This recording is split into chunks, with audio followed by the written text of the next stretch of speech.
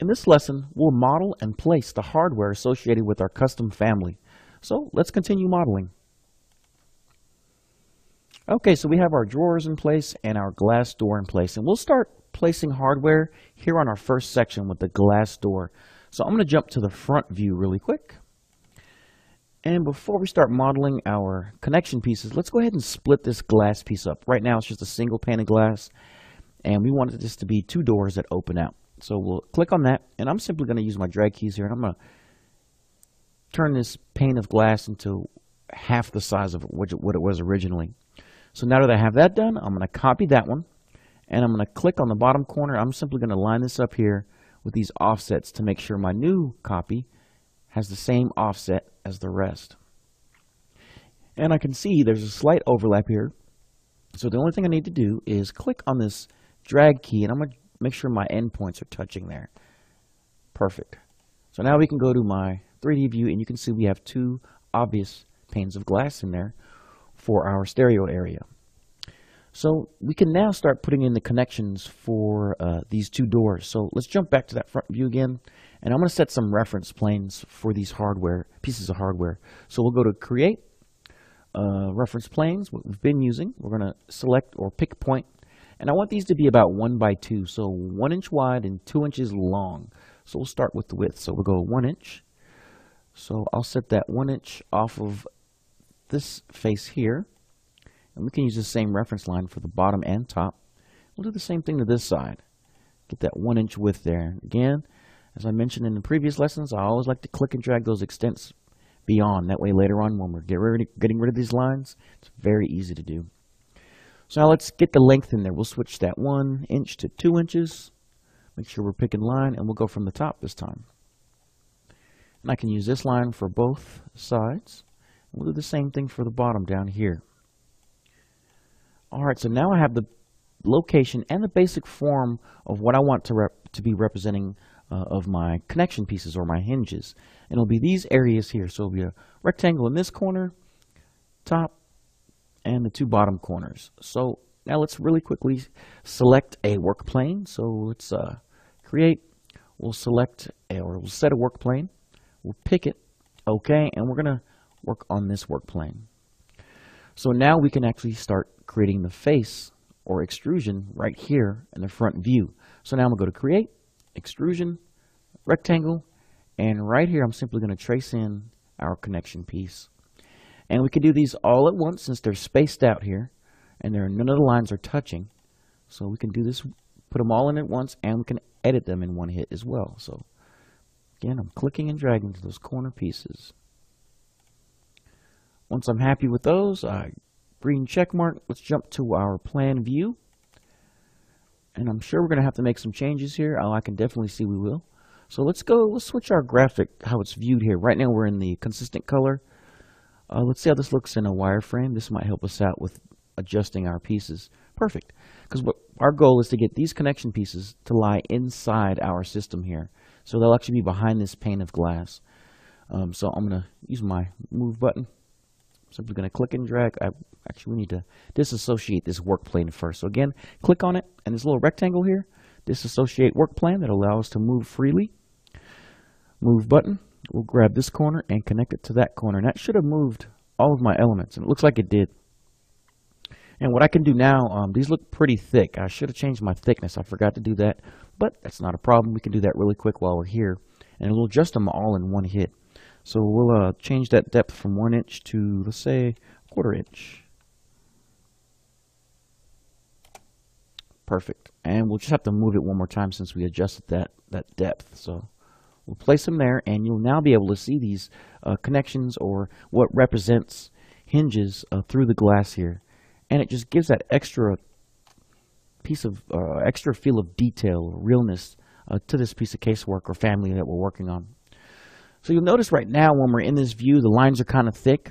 I like to work with the thin lines. It just keeps things looking nice and neat, and it's easier just to grab elements. So if you find yourself in a situation where you are and your graphic display does look kind of like this, you can just simply type in TL, and that's the thin line command. It's a real fast shortcut to get that done. So TL, and you see my lines are automatically adjusted, and it makes this model look a lot better. So we have our hinges in place. Let's see if we can model some handles. We'll keep our attention here on our glass, but instead of doing this in front view, we'll start out looking at the left side here. So I'm going to jump to my left side of my model. And there's a lot of line work going on here. I'm going to bump this to a hidden line view, get rid of some of those lines. And the tool we're going to use is a really, really helpful tool. We're going to go to Create, and it's going to be our Sweep Bend tool. And essentially what you're doing with this tool is you click it, and your Revit brings up two work planes. You draw out two forms. When you're finished drawing out those two forms, they can be the same, different dimensions, same dimensions, two different shapes. Basically, once you click Done, Revit will actually fill in the blanks, and it will give you this unique sweeping form. So we'll use that for our handles. So we'll start here on the left side, and we're going to go with our Sweep Bend button. And I want to sketch the path. So you'll see here at the top, Sketch Path. And it will bring up a number of my drawing tools. And I want to have a nice, clean, curve, arc-looking handle for the glass door. So we'll go with the Arc tool. And right now, I'm not too concerned with being precise on the placement. I just want to get this modeled right. And once I have it modeled to the precision that I'm happy with, then I can worry about its placement. So really quickly, I'm just going to draw its form. I want this to be about, we'll say about 3.5 inches long. I will say 4 inches, make it really visible. And a nice, elegant arc, nothing too obvious. So we have that form in place. I can use my Rotate button here. We'll highlight that and rotate it. And we'll rotate it just a bit, just so that top piece will touch our actual glass piece here. So now that we have that form in place, we're not done yet. This tool actually takes a couple of steps. So what we just did was we created the form. That's the first step. Then we hit the green check mark. So now Revit wants, now we have two work planes, and Revit wants us to draw a form in each one of those. So let's jump to 3D view to get this accomplished. Okay, so I can now click on the work plane, the first form I want to set. So we'll start with Profile 1. Profile 1, and I'm going to go to Edit Profile. And this will allow me to pick any number of my drawing tools and create a form in this work plane. So we're going to use the center point, and we're going to create a larger circle on top with a smaller circle on bottom, creating a nice elegant curve with some change in width. So this first one will be, we'll make this one, let's say 3/4 of an inch. So once I have my first piece in place, hit the green check mark. Now we'll select the second work plane here on the bottom, and again we'll edit profile. And we're going to go with the circle again, and this one's going to be just a little bit smaller than what we had up there on top. We had 3/4 on top, so we'll go with 1/2 inch on bottom here. Perfect. So now that we have those two forms in place, we hit the green check mark, and we are set. We'll hit it one more time, and we've now created a really unique form for our glass doors here. And now I can jump to my left side view. Now let's focus on trying to get this guy placed in the right position. So first, we'll get him as close as we can to our system here. So I'm simply going to click, use my move button, and move him over to where he's touching there. And if I wanted to make additional adjustments, I could, but I'm pretty happy with the placement of this right now. And now we can jump to 3D view to see if we need to scoot him down or up. So we need to scoot him down just a bit more. So we'll jump back to my left view, move button, and we'll drop him down to about right here. Jump to 3D view again. All right, I'm happy with that location. Now let's move him over to the right. So I'm going to click on the element we just created, and we're going to move him, but we're going to make sure we pick him and select and grab on the right area.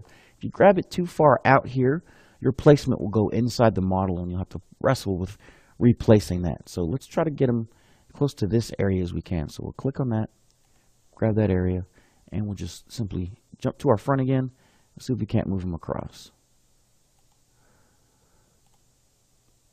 Try it in this view here. So I want one there, and we'll copy that one, and we'll move one over to this side. Looks like it didn't catch there. We'll do the same thing. So we'll highlight, move, and we'll click and drag. Perfect.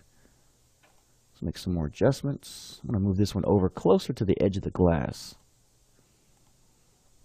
All right, so now I'm going to jump back to my left side and make sure everything looks aligned properly.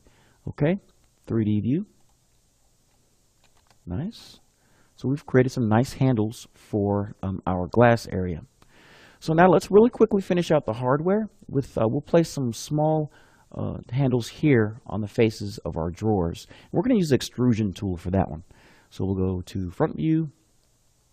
Actually, let's pick our work plane first. We'll set our work plane. We'll pick it. And I'm going to select this face, and it knows it's going to select both of those.